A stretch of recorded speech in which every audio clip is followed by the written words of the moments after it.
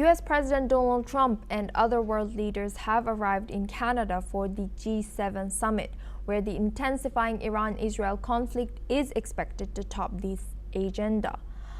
On the sidelines of the summit, Canadian Prime Minister also met British Prime Minister Keir Starmer, Australian Prime Minister Anthony Albanese, South African President Cyril Ramaphosa, and the German Chancellor Friedrich Merz.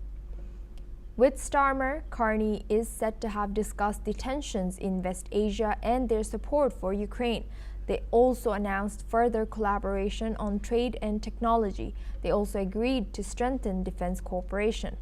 Ramaphosa and Carney are said to have agreed to enhance economic cooperation between the two states, with Australian Prime Minister Albanese furthering partnerships on critical minerals was discussed. Both leaders vowed to deepen their bilateral relationship. Australian Prime Minister Anthony Albanese will meet U.S. President Donald Trump for the first time in Calgary. On the sidelines of the G7 summit, talks are expected to focus on tariffs and the U.S. snap review of the AUKUS nuclear submarine deal with Australia.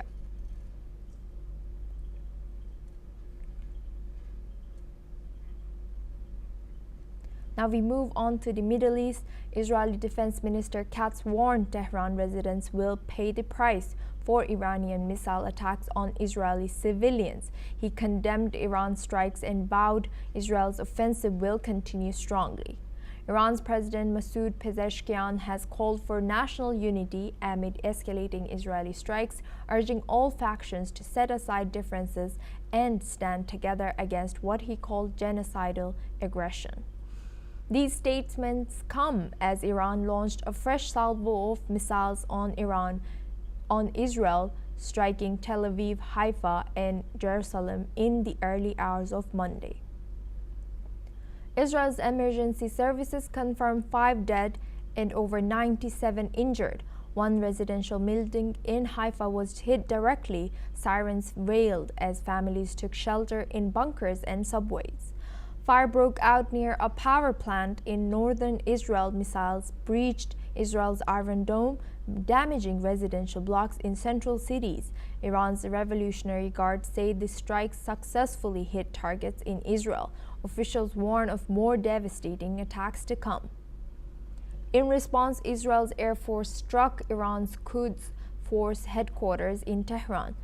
These sites were reportedly used to plan operations through proxies. The Israeli military also confirms strikes on surface-to-surface missile sites in central Iran. IDF jets remain active over Iranian airspace. Israel says the intelligence chief of Iran's Revolutionary Guards, Mohammad Kazemi, was killed in a targeted strike. Tehran says 224 people have died in Israeli strikes since Friday, most of them being civilians. Iran has accused Israel of attacking its foreign ministry. Iran refuses ceasefire talks while under Israeli attack, telling mediators it will only negotiate after completing its response. Tensions escalate as both sides launch new strikes. The region remains on high alert.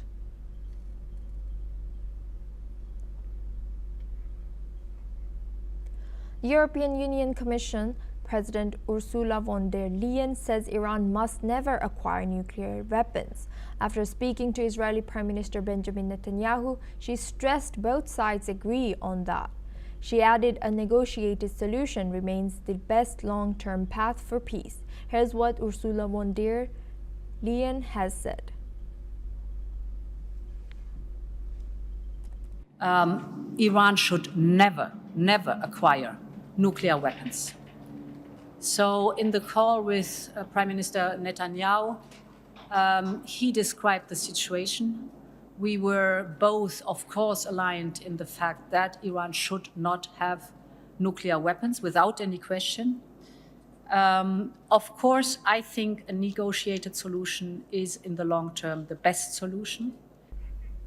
Meanwhile, U.S. President Donald Trump, before departing for the G7 summit, said Iran and Israel may need to fight it out before a deal can be reached, though he maintained that Washington continues to support Israel's right to defend itself. Here's what the U.S. president has said. Well, I hope there's going to be a deal. I think it's time for a deal, and we'll see what happens. But sometimes they have to fight it out, but we're going to see what happens. I think there's a good chance there'll be a deal. Have you asked Israel to pause their airstrikes into Iran? Well, I don't want to say that.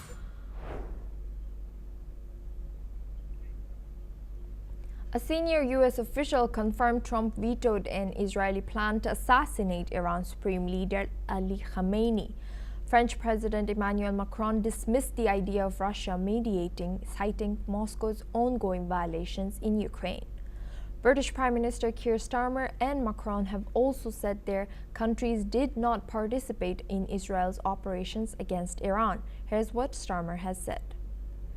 The conflict with Israel and Iran is centrepiece, and this provides the opportunity to talk to our co-leaders about the fast-moving situation and to make our strong case together that there must be de-escalation of this conflict in the interests of the region and of course, the world. Chinese President Xi Jinping has left Beijing for Kazakhstan to attend